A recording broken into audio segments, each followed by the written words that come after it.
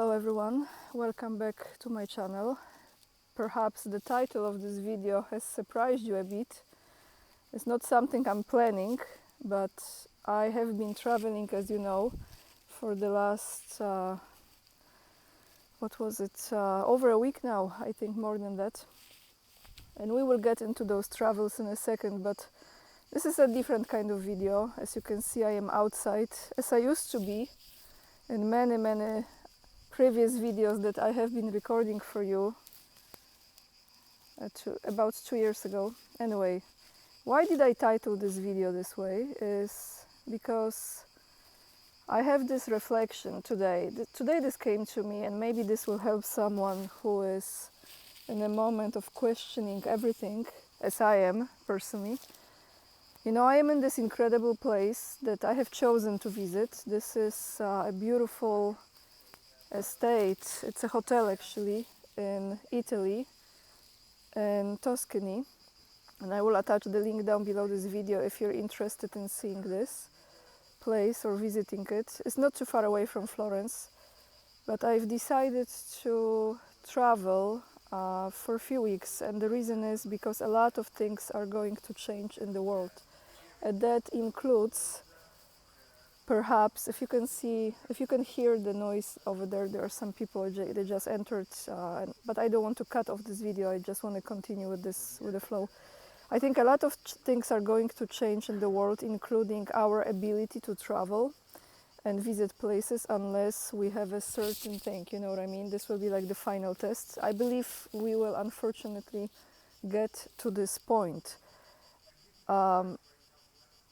And that is something that I am strongly sensing and feeling, and it's not just based on the knowledge that most of you have, and you know on my channel what kind of topics we discuss, we address, we focus on.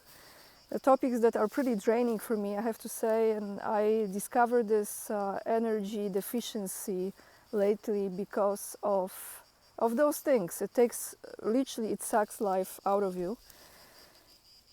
But I decided to record this video, guys, is because, you know, I had this moment. I was just in my room after having a small lunch here, great Italian food, of course, and I was thinking, you know, this came to me, that looking throughout the window at the beautiful tree. Actually, let me show you this tree.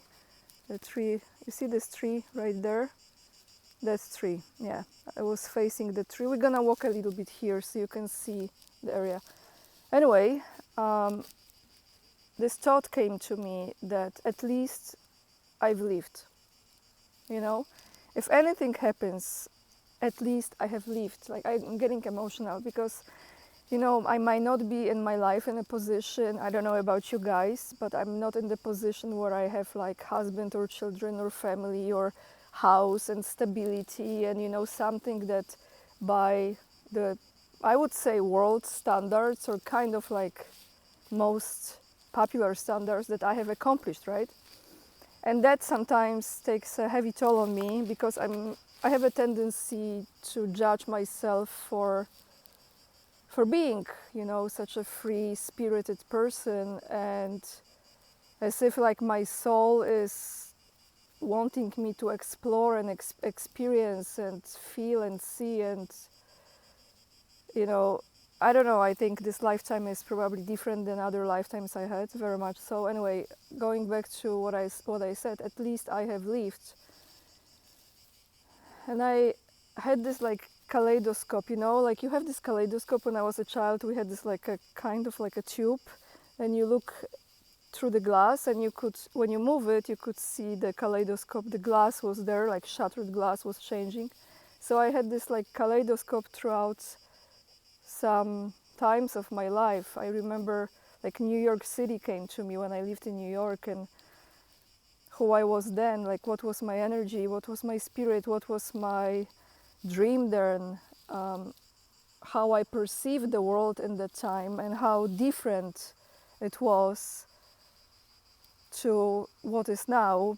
Perhaps because I didn't know much, I was focused on other things that maybe some would say shallow, but I don't think fashion is shallow. I think fashion can be beautiful. But I was not focused on politics and geopolitics and seeking the truth because other things were more important to me. It doesn't mean that it was like always easy, but in a way, now looking back, I know I've lived, you know, I've moved to different places, I've traveled, I've experienced a lot of things, and something told me to record this video, which is very different from any other videos I had recorded for you guys before. Because I think we are coming to the point in human history when a lot of things will be much harder for us than they are even right now. As I am here and I go on Instagram and I put posts for this beautiful place where I am, and I was before in Bali first time, so I was showing to my Instagram followers, and some of you are, I know you are, was showing those places, and you could see where I was physically present and experiencing it. But at the same time, you know, I see on Instagram how many places are on fire, set on fire, literally burning right now in the world, not just in Europe. Actually, let me show you where I am here, because this is really cool place. It's very cool estate, you know, like those old buildings that a lot of them are being destroyed. Look how cool. Totally different vibe, huh? You can see pictures actually from here. And then let me show you this side and I will continue. I hope you're still here with me. Okay, 1 second, guys. This reminds me like my old videos. I haven't recorded videos like this for a long time. Anyway, so, you know, there is this moment when I see those videos like from Spain or France or so many regions in the world right now that are literally having fires, like, and of course it's just coincidence, right? I have those moments, but I have to stop myself. I feel like, oh my God, I'm in such a beautiful place and really grateful to be able to be here. And then all those people and animals are running for their lives and their livelihood is being destroyed and everything they had, and it's just madness, absolutely. And I have this moment, I feel guilty that I am having good life, but we cannot live like this. I know we cannot, because how can I help those people? Like, what can I do? Like, if I make my life worse, does it help them? Like, if I am suffering too, does it help them? No, but you know, I think it's compassion if we still have it in us. I don't know who she is, but she's here. And I don't see, actually, to be honest, no like satanic symbols, no Masonic stuff, no, nothing like this. Maybe you can find some. If you find some, you can put in the comments, but I don't really see any here, which is refreshing for a change, because most of those places, they do have some stuff. We're gonna go there, so I show you the view. But you know, like, I want to go back to this. I'm sidetracking so much. If I die, at least I know I've lived. Yes, you know, because we still have some time to, if you have a chance, if you have opportunity. But first and foremost, it starts with a choice. If, for example, you have a dream, you had this dream your entire life, I don't know, to go to Italy or to go to some place that you really always wanted to go, and you had this dream for 10 years, 20 years, 50 years, and let me just tell you, this is the time. This is the time, so do it. Just go and explore and find a way, because when times get tough, and they will, you will, let me actually show you, you will look back into your past, and you will be saying to myself, looking at the pictures, looking at the videos, or just looking deep within your soul, in your memory, that you were in some of those places and you've experienced it. Because at the end of the day, this flesh is just a vehicle. Finally, I've learned the word vehicle. that we choose to transport us, which really is kind of like not that convenient from one place to another. But in your mind, your soul can go anywhere, right? You know, guys, sometimes I think to myself, is it better to know all those things that we know? And I'm sure we know just a little bit, a fraction of what's going on in the world. Is it better to know, or it's better not to know? Because if you don't know, and in a way you are like, I say oblivion, that's the word, right? You are whatever, you know, you live your life. You kind of sustain a certain level of energy within yourself that is not drained. But then I also know that knowing what we know, meaning all those agendas, how they want to destroy humanity, the West must fall first, the digital slavery, right? Surveillance. Now, like all this stuff from the data centers or data centers, however you say it. The water is actually now, they are saying that this water is going down to the underground bases where all those billionaires are planning to escape. And then you think like, oh, this is like the same script like with Tartaria.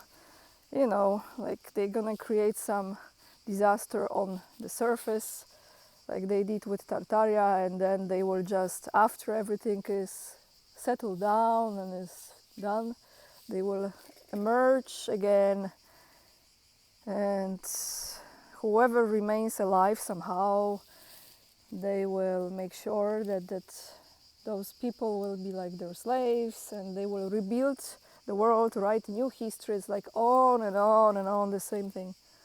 So, you know, I really don't know why our souls have chosen to be here at this moment.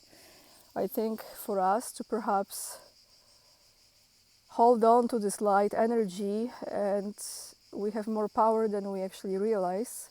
It doesn't take, you know, 50% of people, not even 30 or 20. I think it takes much less than that to disturb that those intentions they have. I do think that we are much more powerful than we realize, but at the same time, we don't know what's coming, right? And the easiest way to be controlled is to be controlled by fear. So I'm also having the moments when I'm thinking, you know, you really have to be present every day in the moment and do your best not to be brought down by all those informations that you're coming across. Every country has a story, and every country has a challenge, and there is no perfect place in the world. And for someone like myself, who is for the last number of years, and it's really been tough for me, guys, I haven't expressed it to you before, this is a very personal video, I've been struggling big time with making a decision where to live. And when my dream about Russia was crushed, actually by my own, I don't know why God, you know, I think God wanted me to see all those things, and people say that, you know, maybe this is not true. I think it's a cognitive dissonance, because we see a lot of things, we just connect the dots, and you still use your common sense, and you understand, you know, this is true actually. They are all in this together, there is no difference really. When that dream about Russia was crushed in the last 2 years, even when I had the papers, when I had that visa and I could just go there and start all over again, and I still have moments, can you believe it? I still have moments when I'm like, F it, maybe just try, but you know, it's not easy place to be, because when you know so much, you, like when you see things, you cannot unsee it. When you know things, you cannot unknow it, right?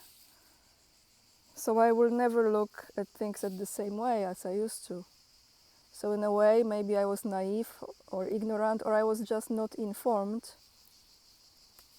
And I think as they say, the teacher appears when the student is ready. I think the knowledge appears when you're ready to receive it. So maybe it's just that in stages, but it's been a struggle for me to choose, decide what place to live, because I don't, and I know many people think that Poland is like the perfect place. Maybe not the perfect, but it's like probably one of the best countries in Europe, because there is not so much, there is illegal migration there. There is, okay? They are lying to you if they say there is none, there is. It's just not on the same scale as in Germany or France or Italy, right? But especially Germany or France. But we do have, and I talk about it as well. But I don't feel, I think those 17 years that I've spent in the US, and I am this type, like I really felt more myself being outside of Poland than living in Poland. And in a way, you know, Poland is familiar, and I know how to maneuver, how to do things. You know the language, you know the tradition, the culture, etc., which again has been blended now by all those millions, literally, I don't know how many Ukrainians, because it's not the same. It's not Slavic. They say no, it's not. It's completely different. Few things similar, right? But yeah. Anyway, it's been a challenge for me, and I still don't know where is my place. You know. At the end of the day, I think it's really within me to find that home. And there are moments when I have it, and there are moments when I feel completely lost in all of this, and I feel like I just want to disappear, like poof, you know, like Nord Stream pipeline. Not kind of like, no, I don't want to like explode, but yeah. I don't know why I'm saying all of this to you. I just felt compelled to record this video, which is completely different from any other videos that I have posted in a very long time. But ask yourself, if you die tomorrow, did you know that you lived? Do you feel that you lived, like your life, like you actually had some dreams or desires, and maybe not all of them, but a lot of them you were able to go for and experience and live? So just a food for thought. I'm very grateful now, it's like getting me emotional, that I had enough courage to move from one country to another by myself. You know, there were people along the way who were helping me, so I have to give credit, of course, but at the end of the day, it was my persistence and my the strength of the spirit that was carrying me through, and this by grace of God, for real. Move from state to state, another state, and a lot of things, like a lot of moving in my life. But I've done it, you know, like I've done it. It's so interesting. I was watching, you know, I don't watch TV anymore. I don't really own TV, and I don't subscribe to Netflix as well, neither, like I don't. But when I'm on the plane, sometimes I'm like, you know, maybe I find something that I can watch. So I was flying, it's long flight, from Asia to Europe, and there was a TV series, which I don't think the acting was the best, but it's about the story. Again, the story maybe is not ideal and it's not the most accurate, but there was a story about John Kennedy Jr., right, and his wife. It's actually titled Love Story. But I'm not going to talk about actors or acting. I'm going to talk about the moment when I was watching this, because it was in New York most of the time, showing how they met and, you know, fell in love and get married. You know, I decided to watch it because I wanted to see the wedding. I lived in South Carolina for some time. And when I was there, those of you who have been following me, you know that I went to Cumberland Island, which is in Georgia. I drove there from Bluffton, where I used to live, near Hilton Head. I think it was like 2 hours drive, I don't remember exactly, but something like that. And I stopped, I forgot the name of this little town in Georgia, and there was a hotel, so I stopped there, I left my car there, and then you take a ferry. And this ferry takes you to Cumberland Island, which is an incredible place.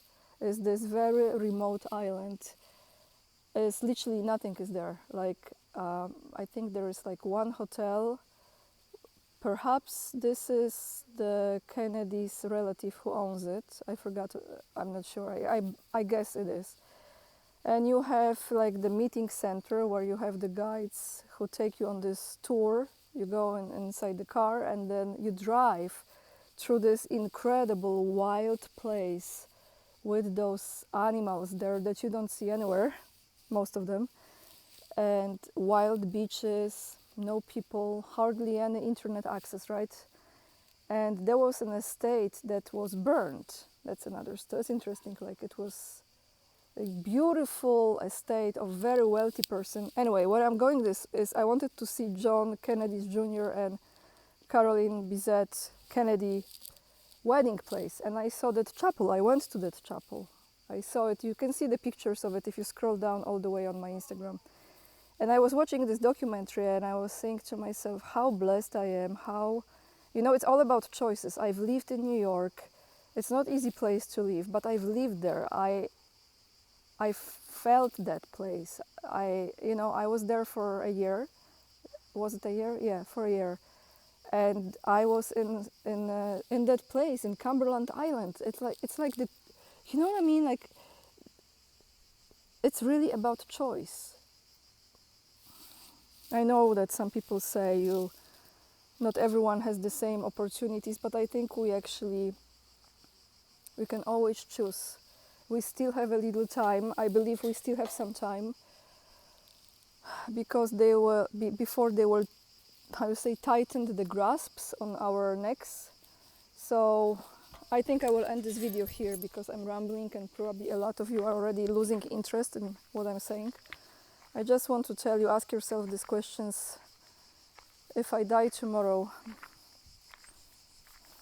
at least I know that I have lived. So make those choices. Take that leap of faith when you still have some time. And I know we're being bombarded with the news that is really bringing us down and killing our dreams. You know, like they did this during Szmowitz.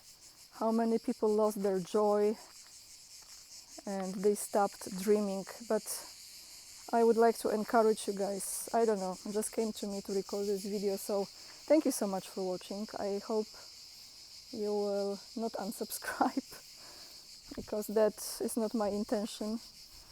I wish you a great day, and if you want to see more pictures from my trips, go to my Instagram. You know, I have to tell you honestly, I felt too tired, too drained energetically to record videos while I'm traveling. I really wanted to recharge my mental and physical energy. So that's it for today. Lots of love, and remember, we are the leading edge and we are saving humanity. And I send you lots of love from beautiful Tuscany. It's about 1 hour drive. This is about 1 hour, half an hour drive from Florence airport. But I will attach the link to this place in the description box. And if you ever would like to see it, I'm going to one more place after this. I will put this on my Instagram as well. Not too far away in the same region. And then I don't know where I go, honestly. I haven't decided yet. So we will see. Bye everyone.